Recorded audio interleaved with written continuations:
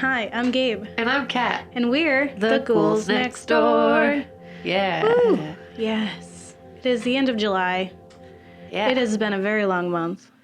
Sure has. Like, it's been a really quick month and a long month at the same time. It's really hard to explain exactly. Yeah, like there's just been a lot in a very condensed amount of time. So it's felt like forever. Yeah. Yeah. Yeah. So we are just coming off of the high of our live show.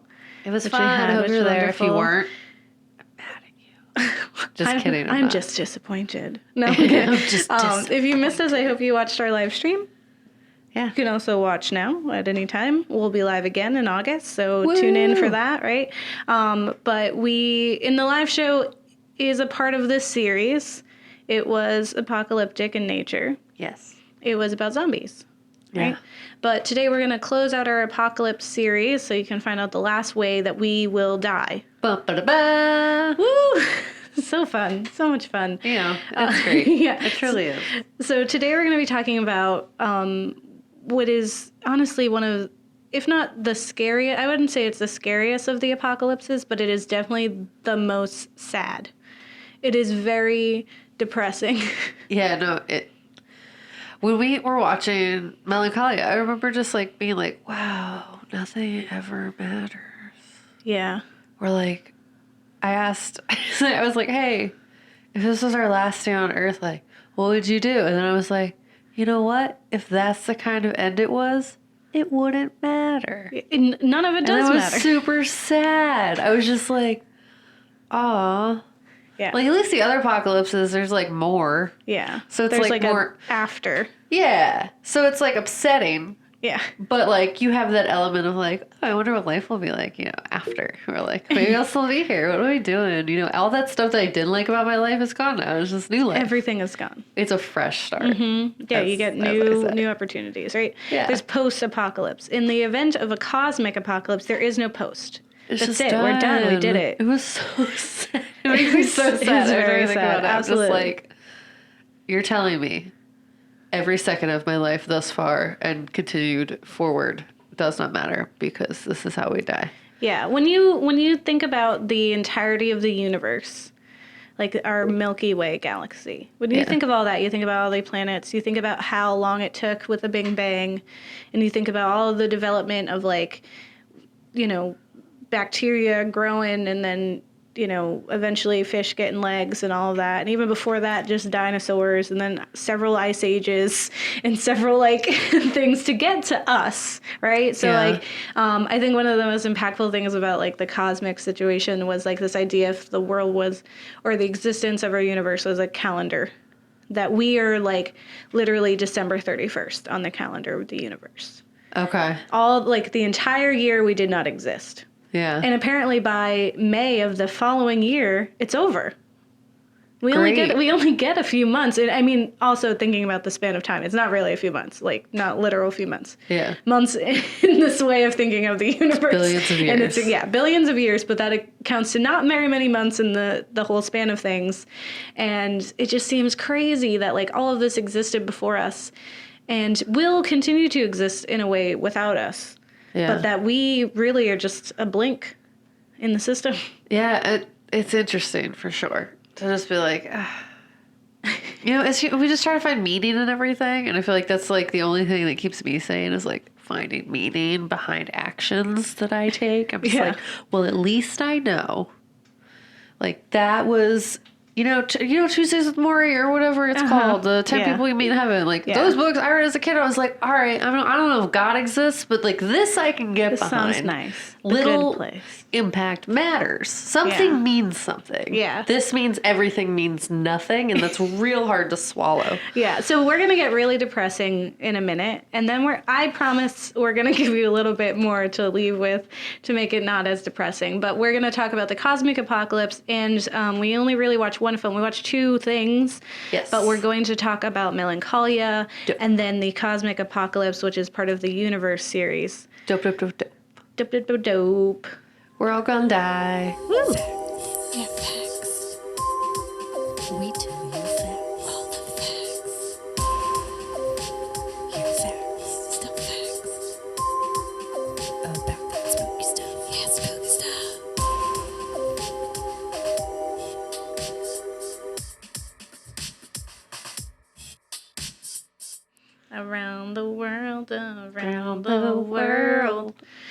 Except no, it's all gone. The world is gone. Yes. Everyone is gone. I'm picking up what you're putting down only for the next 1.5 billion years, because then there's Woo! nothing. Yeah. So Well, I also won't be here, but still. Yeah, no, keep going. yeah, let's say. So let's dive into what cosmic apocalypses mean on screen, or what the idea of the cosmic apocalypse is meant for humanity in a nutshell, essentially, right? So first, I want to start with a quote Yes. by Robert Frost. Yeah. Bobby Frost here. Robbie. Bobby, good old Bob Frost. He says, "Some say the world will end in fire, some say in ice," which both sound awful. Oh, I guess the real problem with this stuff Is the whole thing that the world will end. the end part. Yeah, The there's world just is like, ending. It's done. Yeah. It doesn't matter how it happens. It's done, though. You're telling me that it's done, and that's the problem. Yeah. That's what we don't want. Regardless of what's happening. Yeah, I don't care how it happens. Just the fact it's happening. Yeah, this seems like a bad situation all around. Yes. Yeah, so with this one, right? So when we're talking about cosmic apocalypse, we're not talking about alien interference or us like traipsing through the universe, touching things we shouldn't. As we do. Crew of Nostromo, I'm looking at you. Listen to what Ripley says. Oh, gotcha. Yeah. We're I was talking like, what? Over my head. Yeah, they with were you. touching stuff they shouldn't have been I touching. got you. Pick it up. All up in Got it. planets they shouldn't have been planets of. Picking up alien eggs and put them in my pocket Put and it then in try my to get back on the face, ship. and then I'm like, oh no, I'm impregnated. Like, what That's did you great. think was going to happen, sir? All right, well, I mean, you're like, no one thinks. No one knows I that. don't know. I already get on the ship and it's going to impregnate I'm just saying, me. when you go out there, all bets are off. Anything can happen. That's fair. We're not supposed to be out there. We're supposed to be down You here. shouldn't be so confident that people are allowed back on the ship, is all I have to say. Anyway, what we're really talking about is the world that we live on currently just being straight up annihilated. Yeah. Like nothing, not like aliens come and they're like just like zapping us world style, or robots like enslaving us like the Matrix, or we go somewhere else and this planet is like totally neglected like in Wall-E. Like none of that. We don't do that. We don't get that chance. We're just all sitting here being normal with our lives. And then something out there that is huge, not related to our lives intimately, just comes on up and it's over. It's all done. That's it. There's no record. There's no one's picking up, finding Coca-Cola bottles in our Planet of the Apes. It's all gone. Matters. Yeah. What is history? I wasted my whole life. Yeah. And that's like, exactly. So the thing about cosmic apocalypse is that it brings to light that we just don't matter. Like we are matter, but we don't matter, right? I get it. Yeah. If one asteroid or planet gets too close, it can literally destroy life entirely, making everything that's ever existed heretofore meaningless.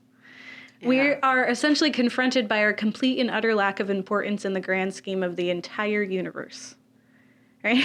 So the films that focus on our inevitable and end and stress human emotion in a direct confrontation with our purpose, rather than the gore and fear-mongering associated with apocalypse films like zombie films, where you're like, it's erupting in violence and a confrontation with individuality. You got nuclear films that find us face to face with our own repercussions, right? Yeah. Like we have no control over our own situation, right? And we're forced to look at the damage that we've done and have continue to do in this living world, right? Yeah. And that's also what the ecological apocalypse showed us, right? It's like, we did this, right? Yeah. Like all of those films are like, it's about us and it's more intimate. It's just about like our inner battle and our loss of like humanity. We're so arrogant. It's all about us.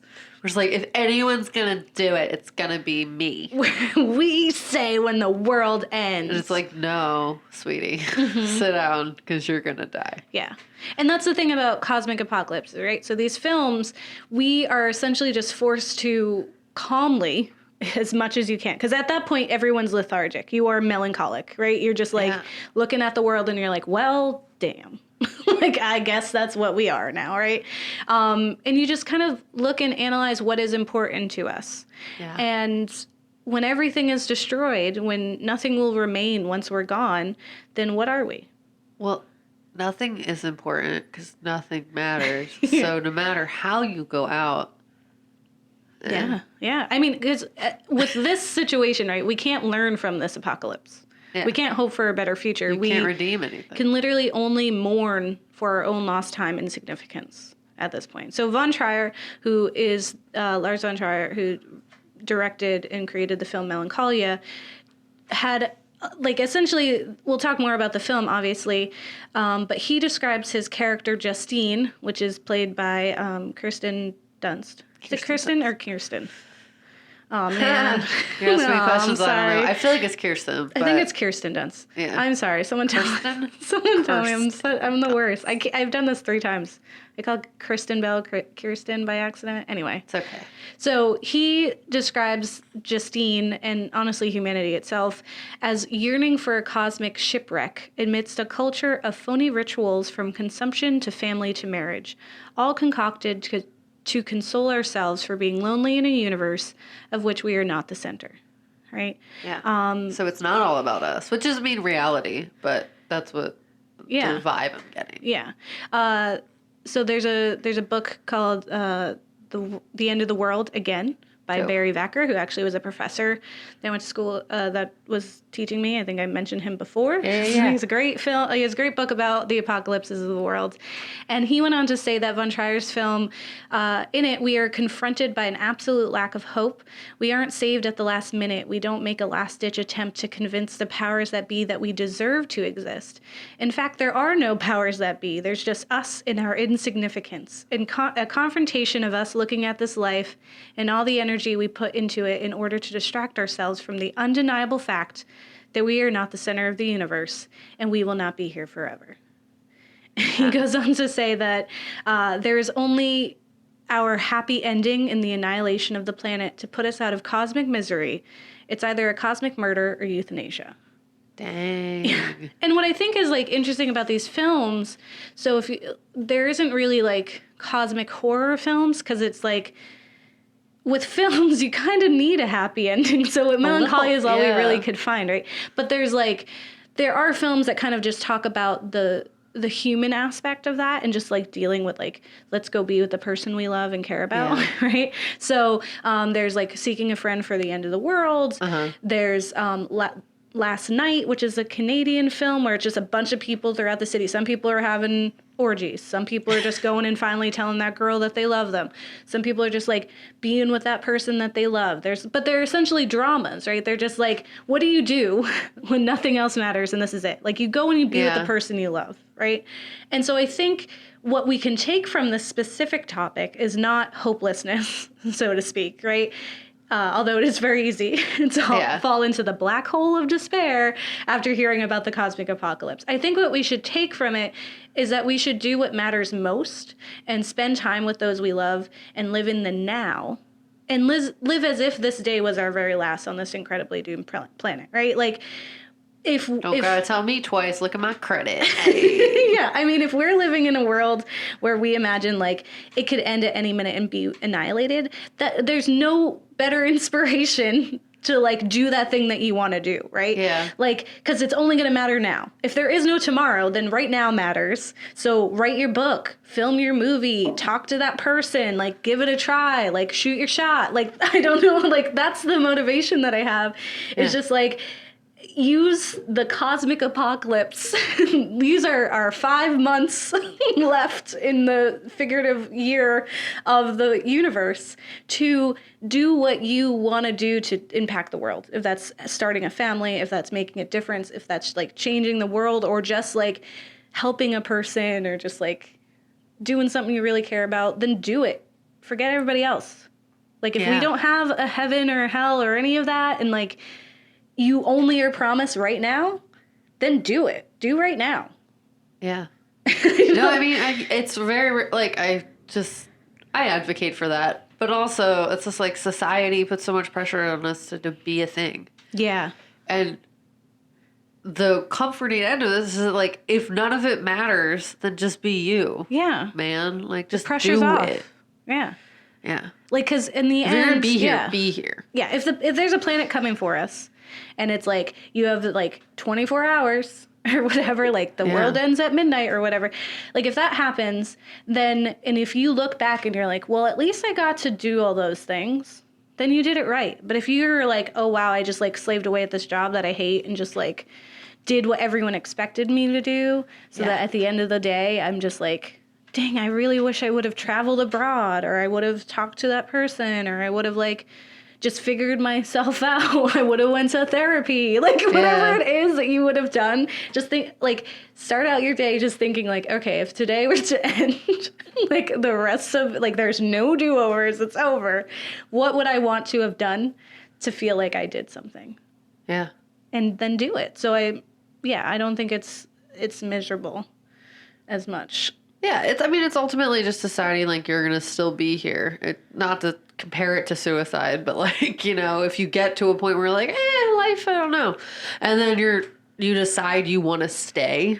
It's kind of the same euphoria that would come from knowing that like every day is your last day. Yeah, because then if it happens, you're like, I did all right. At least I know who I am, what I want, what I need to do. I've chosen to just be. Yeah, and that like that is whatever it needs to be. Yeah. And I'm not going to let society, like, pin me down. Tell me what, like, I should do or what I should be or get married or have kids. Doctors who wouldn't let me get my tubes tied. I did change my mind, but that wasn't your choice. And also you can reverse tie your tubes as well. And, like... I'm just saying. It was like, all right, society, you don't know what I need. I need you to get out of my face. I need to be myself right now. The world is ending. Yeah. And you don't need to have like those life, but it is ultimately. You don't need those big weddings and those big situations like that just society is asking of you. Just do what makes you happy. If you just want to be with the person you love with, then do it. Yeah. Do it. Do what you love.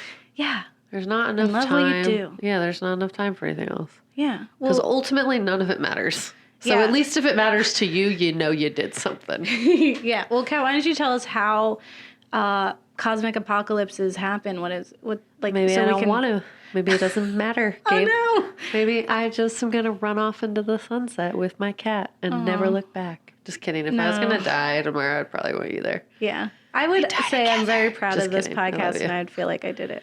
I'd be like, okay, you know what? I did that. That was cool. Yeah. I found love.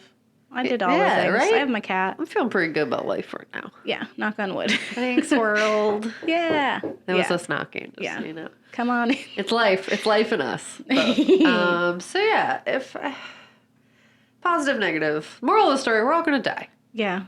Sorry. And nothing we've done ultimately in real scheme of things probably mattered that much. Yeah. If it matters to us, that's cool. But otherwise, it doesn't really, it's there. Yeah. We're here. It's there.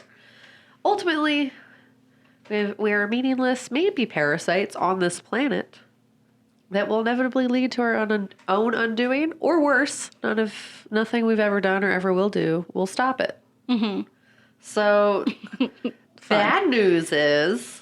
More likely that wasn't the bad news. That was the big one. That's the biggest thing. Yeah. So essentially, before you spiral down into that existential crisis, yes, MEC Mac agrees that the laws of physics say that the annihilation of our planet, our solar system, and eventually the entire universe is inevitable. Oh.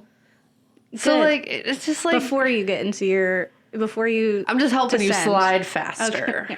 Just get there. Yeah, get there. I need you to get there. It's gonna happen. Because it's gonna happen. Sorry.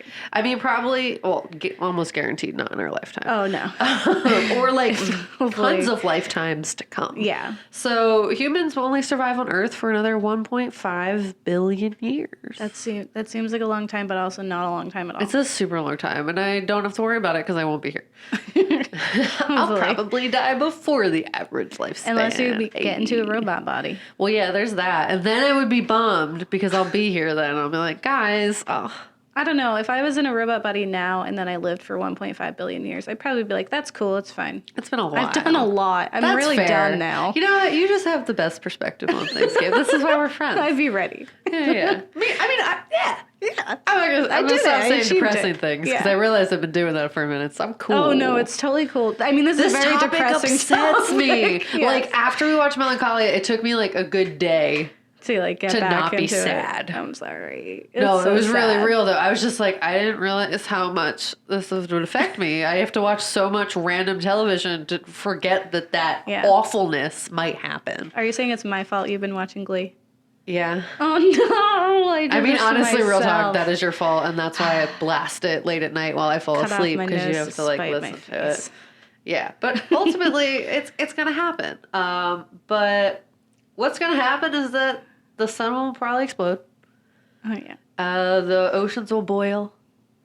The temperatures will rise, and we'll die. We'll melt and die, and all the stuff's gone. Yeah. That we all thought mattered and that was created for us. Oh okay. It's gone now. yeah. Sorry. We don't matter. It's fine. So most cosmologists, the scientists who study the shape, structure, and history of the universe, say that the universe has been expanding ever since the Big Bang, starting nearly 14 billion years ago. So like a bunch of time ago. In the late 1990s, researchers were shocked to discover that the cosmic expansion isn't slowing down like we thought it would. Yeah. Or they're like, guys, we're here. It doesn't have to keep going. Yeah. Why is What are it you still doing? Go? Are we It's not still- enough for you? It's still going. Guys, Universe? It's still there. What do you need? What more do you Why need? aren't we enough? yeah.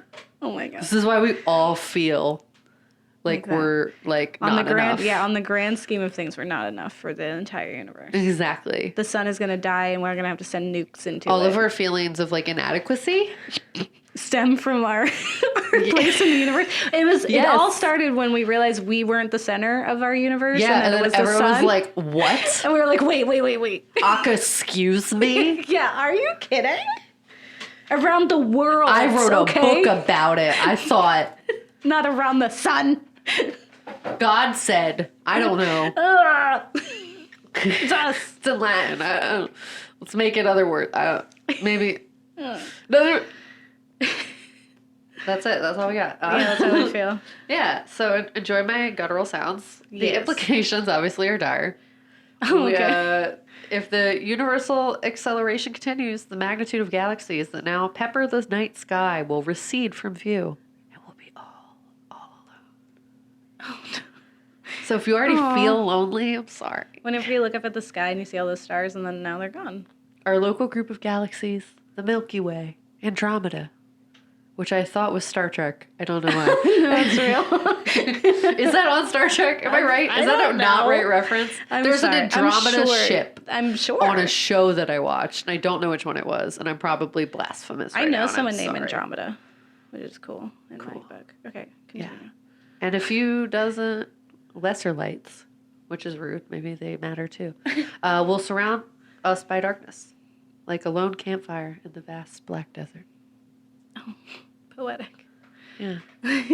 Our death is meaningless but beautiful, Yeah. I've decided. So yeah, the habitable zone is not Out, static brief in time or candle. space, and its boundaries migrate outward at a rate proportional to the increase of the luminosity, these are big words and I'm saying them real well, of a star great job. undergoing stellar evolution, possibly including or excluding planets over the course of a star's main sequence lifetime, said NASA's postdoctoral program astrobiology fellow Andrew J. Rushby. Nice. I just you said said a name. That was beautiful. I'm I very should impressed. narrate books. I Yeah. don't know. It doesn't matter. I could do that if I want. I don't know. Yes. Here we are. Seeds a day. Colleagues in a study published that in a journal about astrobiology. So ultimately, it's just happening. We're all alone. It's fine. Yeah. And this information was from sci-fi.com. Fun. Yeah. They I know like what they're sci-fi talking about. stuff. But yeah, it's not science fiction. It's fiction, yeah, but but it's it's real. it's based on reality. But yeah, so apparently Stephen Hawking thinks that we can survive even in the darkness. Oh. So he believes that black How holes radiate confident. energy in the process of Hawking's radiation, which could make us able to harvest the energy for survival. So like pulling all that energy out of the black holes and making them into like got you. energy things that we need. Yeah, so but- basically harvest energy for survival, but even the black holes will fade to black out the protons and neutrons that make up everything in the universe disintegrate. So it's like there's hope but not hope. Yeah. After that, we might go into some Asimovian state of existence. Yeah, from like Isaac Asimov. Yeah. I said it. Cool. Which our consciousness will be downloaded to computers, which gives us new meaning and already scary truth that the internet never forgets. Yeah. So we'll just Yeah. go on forever. We'll probably leave this section And then we of won't the need universe. We're vitamin just like, D. whatever. We'll be fine. Yeah, we don't need any We D. can like go for billion light years or whatever. Yeah, and then we'll just feel like totally ready. We'll be like, done. It's fine. I feel like people would get super weird if we existed for that long, but it's no big deal.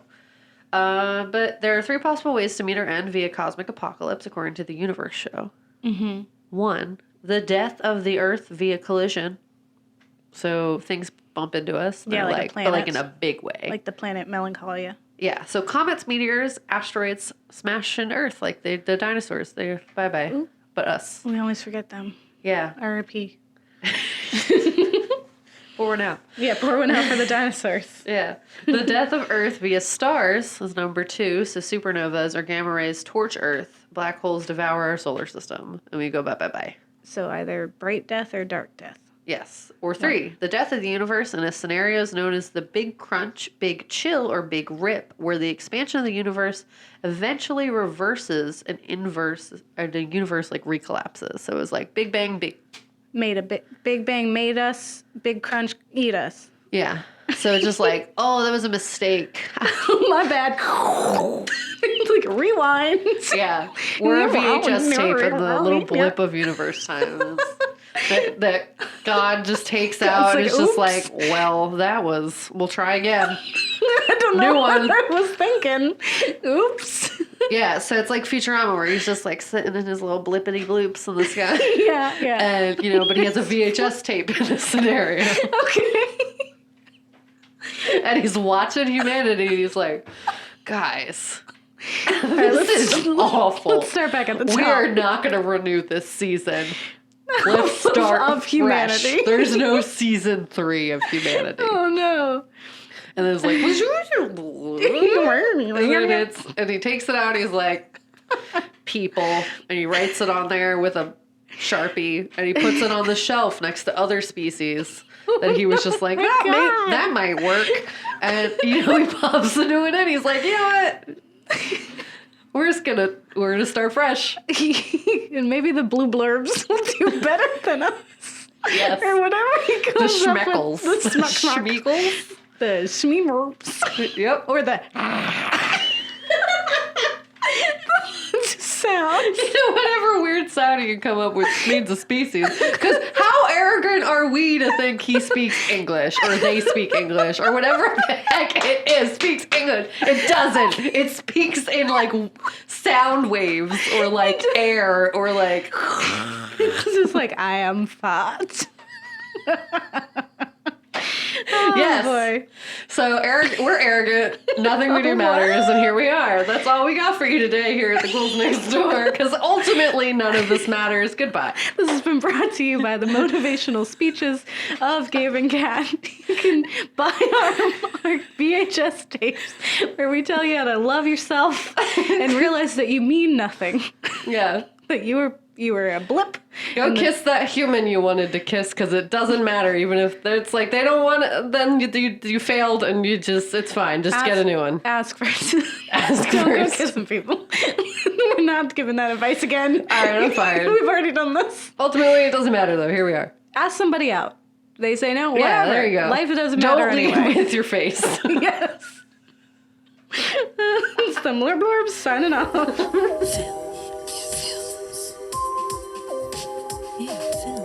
Films. We watched some films. Now let's talk about those films. And all that spooky stuff.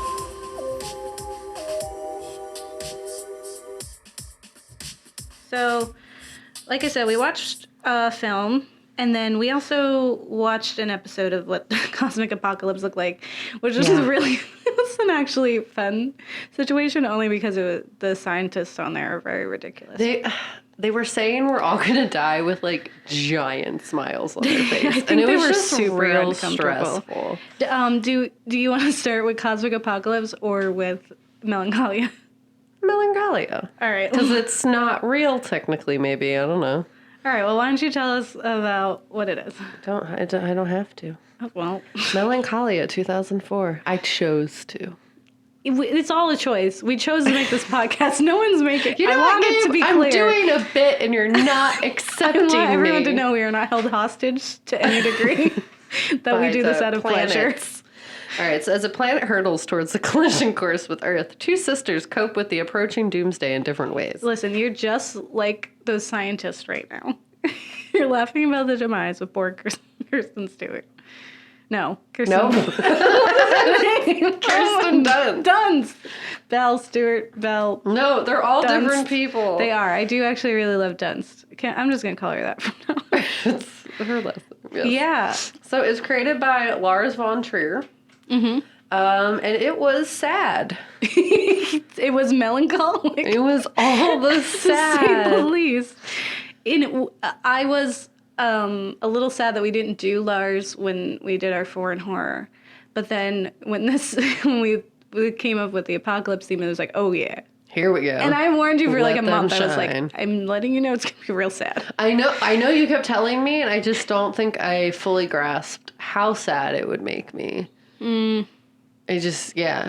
wasn't ready, despite the multiple warnings. So here we are. But So Lars is a Danish filmmaker, and he has a very artistic style, right? It's Yes. very, very art house in quality.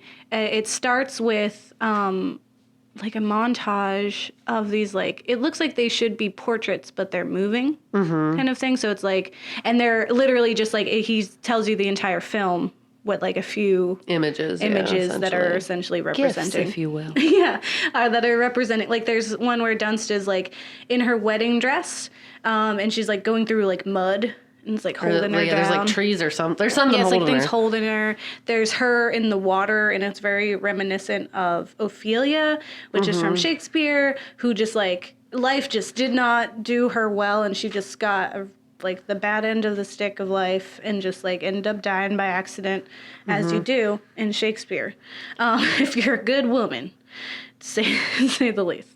But yeah, and then you see the sister, so it's with two her parts. son.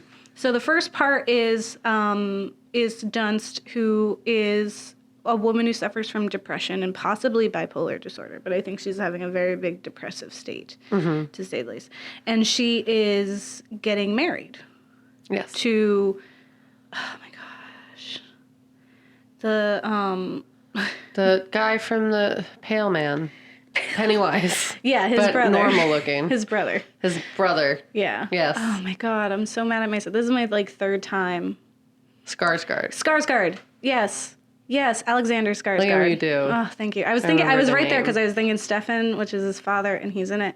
This little fun fact, though, I'm sorry to derail you, but this No. is a cute little anecdote that my cousin told me about listening to our show. And he said, whenever you forget a name of something, Yeah. he's like in his car He's shouting yelling at it. me. He's just like, it's this! Oh, I'm it's so this sorry. person! And I'm like, oh, that's Yeah, fun. I'm happy you listened to us enough to like have emotions To be about angry. it. Yeah. I did see that thing. I saw like a tweet that was like, the closest I've ever come to like feeling like a ghost is when you know the answer to something that people are struggling on a podcast, because you can scream at them and they can't hear you. Yeah. So you're just a ghost in the room. Yep. That's funny. Yeah. So it's it's pretty Skarsgård. sad. So We got it, though. Skarsgård. We got there ourselves. I feel really bad because I really do love him. I think he's great. But he is her husband, and he's wonderful. He's a wonderful husband. He's very he's a really clearly nice guy. knows her whole thing. Like, he's very supportive, which is why I thought it was really strange that he just like Up is and done left, at the end. Spoilers. Again, it was 2004, so you had time.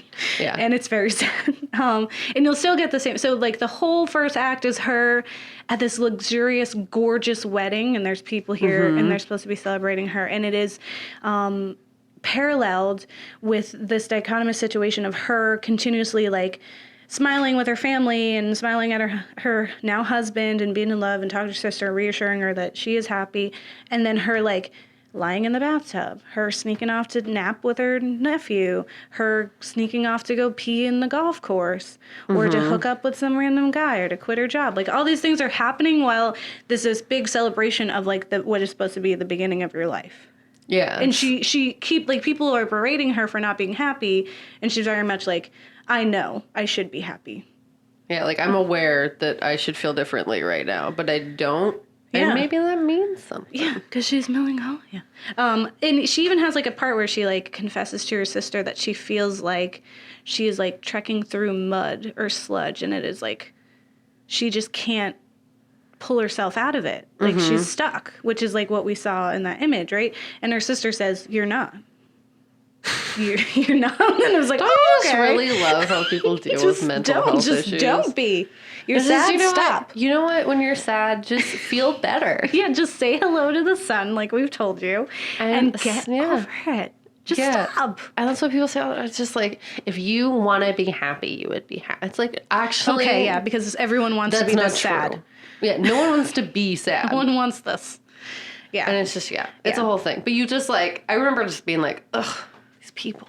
Yeah. But also, like, I understand, like, why they were frustrated with her. Yeah. Because, like, a lot of energy and, like, money and pressure was, like, put into this day. Yeah. And, like, the guy is being really nice, and he's trying to be so understanding of her, and, like, doesn't make her feel guilty about it till, like, the middle of the movie, where she's already committed infidelity. He doesn't even make her feel guilty then. He's like, you know what, it's okay. I can't do this. I just can't do this anymore. Yeah, it's not you. It's just that I can't deal with you, which is also. But like, he didn't even he wasn't even mean about it. Yeah, he was just, like, I care about you, but, like, I just can't do this anymore. If you want to, like, fix it, let me know. But if not, like, meh, I'm going. Yeah, and it was just like, he was super nice and, like, trying to just kind of be what she needed and support her, and it just, like, wasn't enough. And sometimes that's just how life is, man. Yeah. Sometimes no matter what you do, it doesn't matter. Just like this entire existence. Like, and what I think was really one of the most impactful lines is, like, at the end of the first act, she has quit her job because her boss, who is Stellan Skarsgård, is a jerk, and he is trying to get her to write copy while she's at her wedding. Because she's in the marketing world. And I was like, you're a bad dad. Yeah. He, like, he wasn't, he's just a boss. He wasn't actually Alexander's dad. Yeah. He wasn't the dad. He just is in real life. But I, like, because you said that was totally their real dad. I thought that was the dad in the movie, but I was wrong. No. Okay, cool. So he, so he even hired this guy and, like, guilt trips her because he's like, oh, this guy, he's got no experience, but I hired him. And I said he can keep his job if he can get the copy from you by the end of the night. Your wedding, by the way. And if he loses his job, which is his only source of income, it's your fault for not giving him copy on your wedding day. Yeah. Of which you already don't want to have. Right? Yeah. Like, so he was worse. So she ends up, like, having this moment where she's finally like, nah. And she's clearly been doing a really great job because she's made it that far, right? Yeah. She was, like, the creative director. She was promoted on her wedding, and then lost it, whatever. Yeah. And then her husband leaves, and she's like, he just walks away from her, and she turns, and it's that boy who just got hired, who she also, like, slept with during this event. It just happens because sometimes. It was just, like, chaos, and because her husband wanted commitment and to care and to love her, and she couldn't allow herself to do that, so she was just destructive, and then used that boy as a tool, and he's an idiot. He didn't know what was going on anyway. Yeah. And he says, he's like, you lost your job and your husband on one night. You don't got a lot going for you. And he's essentially like, let's start a life together. Like, he's totally has no idea of, like, what she was using him for, like, who she is even. Yeah. But he's like, yeah, let's do that. He was, like, smitten because she, like, had sex with him in a golf course. Yeah. He's just like, I want this rebellious lady. Like, no. And, like, her face is just so much just like, no. Don't, like, it just felt like, to me, she was, like, trying to be this, like harbinger, right? And just telling everyone, like, the whole beginning was her trying to tell everyone that none of this matters. Like, we have all these bells and whistles. She's doing this traditional wedding just because that's what's expected. Right? She's marrying the guy because he's nice and sweet because that's what's expected. She has this job and she gets it done because that's what's expected. She says all the right things to the family, even though you know and you look at her face and she doesn't that doesn't matter to her. So then the whole second act, which takes and focuses more on the sister, She is very blunt. She just stopped. As soon as Melancholia showed up, which is the name of the planet that is has been hiding behind the sun, and it revealed itself, and it has now passed by 2 planets, is on its way to us. So the idea is that it would just pass us the way it passed the other 2. The internet says that it is going to do what they call the dance of death, which means it'll pass us, but it'll get caught in like the gravitational pull and loop back around and smack right into us and destroy us. And that's the premise of what Melancholia is. We don't get it until the second act. Yes. But as soon as Melancholia shows its face, essentially, and it is inevitable that the world is going to end, it feels like Dunn's character is like, well, yeah, the That's world what I've been is going to end, saying. and none of this matters, and I don't have to Been put up saying that this. anymore. I don't have to pretend anymore like any of this matters. So, like, when her sister's having, like, a panic attack when they realize what's happening, and she's like, well, no, I don't want to, because she's like, can we go out onto the porch and drink wine and just, like, let the world die, essentially? And she's like, why don't we go do it on the toilet? She's like, that's what that means to me. She's like, none of this, what you're saying is stupid. I don't care about being nice to you. The world is going to end. None of this matters. Yeah. So, yeah. Yeah, I mean, and that's like the whole thing. So it's like you see the opposite between her and her sister. So her sister's the one who lived the traditional life, who did everything that was expected of her, was like kind of happy, you know, has a son who she loves and a husband who's not the worst. Yeah. No, You know, he's pretty meant cool. well. He's pretty decent. Like, he's not a bad But he's very guy. normal. Yeah, he's very normal. But he, like, you know, she found her nice guy and married him. Yeah. And, like, you know, did all of that stuff. Yeah. And, like, what people think matters to her. Mm-hmm. Where, like, for Dunst, she clearly, like, the entire time is just like, I'm doing what I think people want me to do, but none of this makes me happy. Mm-hmm. So, like, clearly, maybe I should just be doing something different. Yeah. And then she seems happy at the end. Like, it's sad, but, like, it's sad. Yeah. But she, like, finally feels, like, cool. Like, she feels like she's fun. It makes Validated. sense. Yeah, like, it validated validation, it for her. And so the husband of the sister is essentially her foil. Like, he's a person who's like, everything has to be by the book. There's a very traditional way that we do things. He believes in science, whereas Dunst's character is like, I know things. I just have intuition. He's the one who's like defying that this planet's going to happen. And he's insulted if you look on the internet and doubt him. But then he also cannot handle the end of the world to this intense degree that when it finally is apparent that that's going to happen, that is just over in the next few hours, he takes drugs and just dies in the stables. Like, he just ends his own life. And it's something that's so crazy to see, like, someone who was so assured in his beliefs and was going through, like, the general things about life to just, like, die, right? Because, like, you would think that, like, Dunn's character, who is depressed, would be the one who kills herself, because that's what people say you do, right? And that's something that you're struggling with. Where she doesn't have to kill herself because the universe is doing that for her, right? He kills himself to still have power, to still make decisions, whereas Dunn's character is like, decisions don't matter. Yeah, and it's like, I definitely sense like a general edge of insecurity from him, like, where he did get like supplies for when like stuff was gonna go bad. Yeah. So like he kind of was like, maybe. But not enough. Also, Yeah. I don't want to scare everybody. I want them to feel safe with me. Yeah. Normal man. Yeah. I'm the man of the house. Yeah. This is my money. This is my family. I'm in control. That planet doesn't control my life. Yeah. The outside forces don't control When it what I does, control. sorry. Yes, it does. And then it ends. He's dead. Everyone's dead. Yeah. Everyone who was at that wedding who cared so much about what was happening, dead. Yeah. Everyone in the town, dead. Everyone's gone.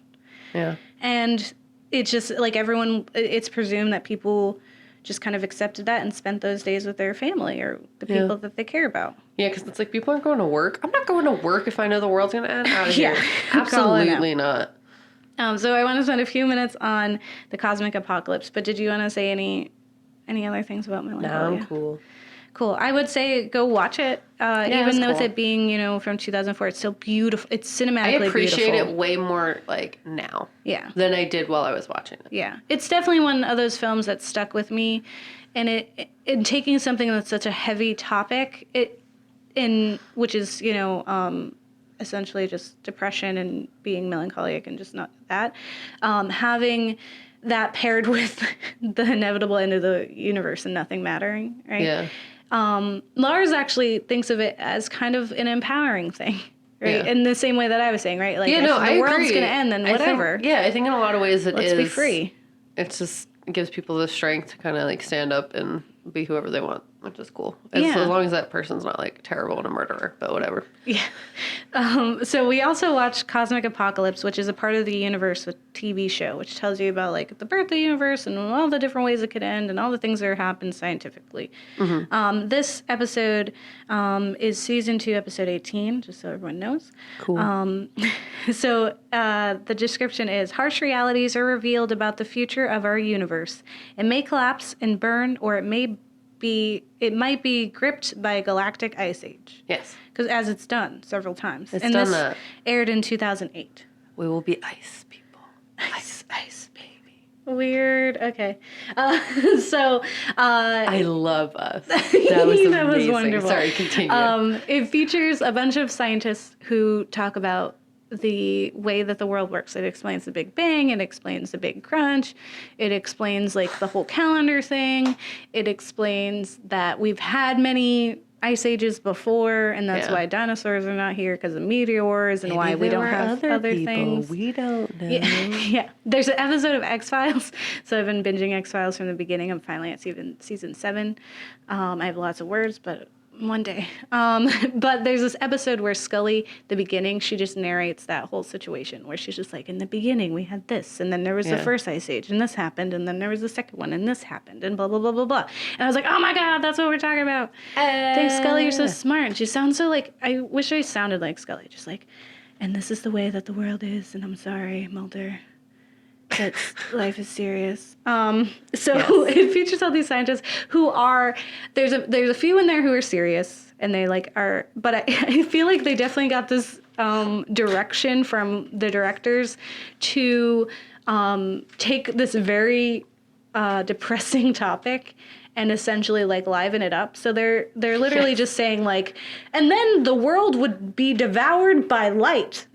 And just like the biggest, dopiest smile that ever existed just plastered on their face. Yeah, I feel like they had to just be nervous. It was nervous. They looked so scary the entire time because they were like so happy about our dying times. Like they're just like, oh, this is so great. Well, and the planet, it's gonna, the oceans will boil, and everyone you know and love is just gone. And it's just like, that's what's gonna happen. I was like, guys, what's wrong?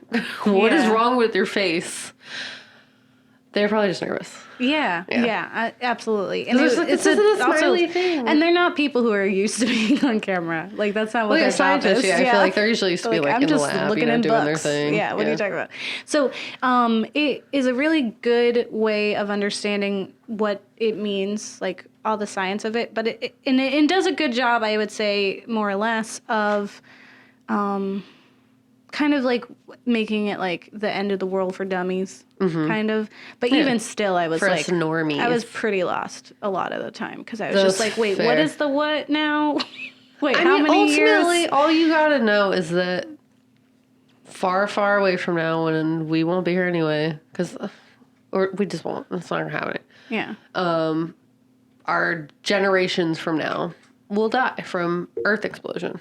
Or from something else, and then the Earth just explodes maybe we just later we might not after even we're gone. be here. Yeah, we might be gone. We might, do. So there's when worlds collide, which we did not talk about because I was like, that's cheating. So when worlds collide is an old film where there is going to be like a meteor that's going to hit Earth, and so in order to save us, they essentially send Adam and Eve on a ship to go to a planet to make that they heard was home. habitable. Yeah. And it's old timey and we survive, I think. It's been a long time since I watched. But it's just the idea that we would have an out.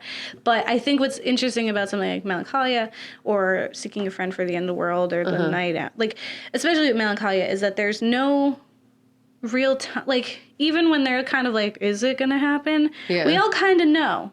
And then I think it's okay. Like, I think having this, like, feeling like, all right, well, like, because what else is there? Like, you can't be sad. You can't be upset, really, because that's just it. You just got to be lethargic. Like, all right, well, that's it. What do you what do you do now? Yeah, and I feel like there's a large chunk of the population who just try to keep things up as normal. Yeah. And will just go out thinking like they're at work at their desk, Yeah. Because they just couldn't. Some people, it's just like that's not something that's easy to cope. Yeah, you pretend it's not real, or you have people who are like, it's happening, and like maybe they're pleasantly surprised that it's not that day, but like you know what I mean? Yeah. All or those if things. you go and you have your Doomsday orgy. preppers, all that stuff. Yeah. Yeah, if that's what you end up doing, do it. But eventually the world is going to end, whether or not we're here. And that's just, and like, and the world's going to change, and it's all going to happen. Yeah. Yeah, feelings. Yeah, I said feelings. Let's talk about feelings. Okay. And all that spooky stuff. I love spooky stuff.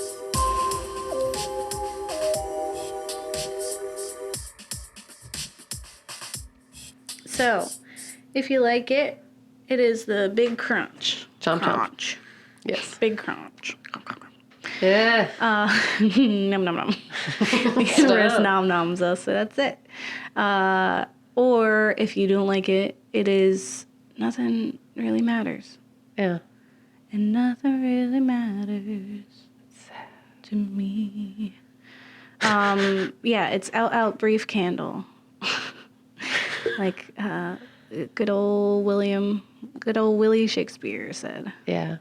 So for the topic of cosmic apocalypse and the inevitable heat death of the universe.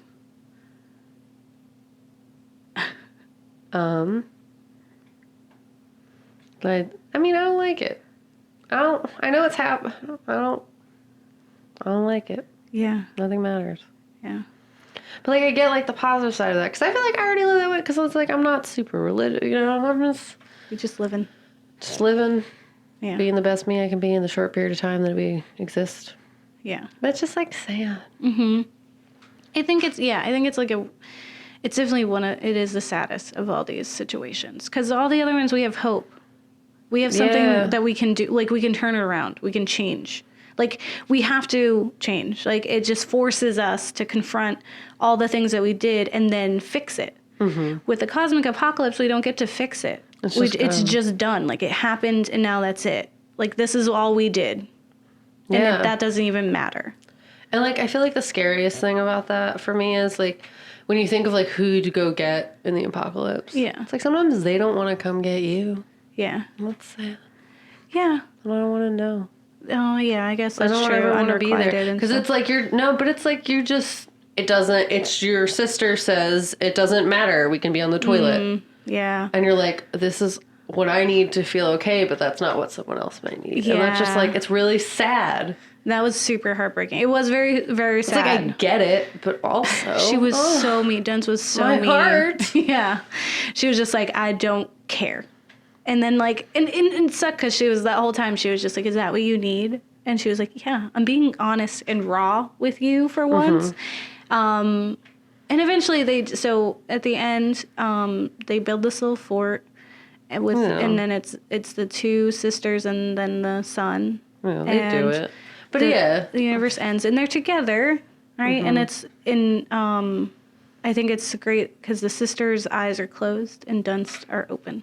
Yeah, and it definitely is like very telling to like who they are as people. Because if the world is going to end, I guess, listener, are you the type of person who would have your eyes open, or would you close them and just let it take you?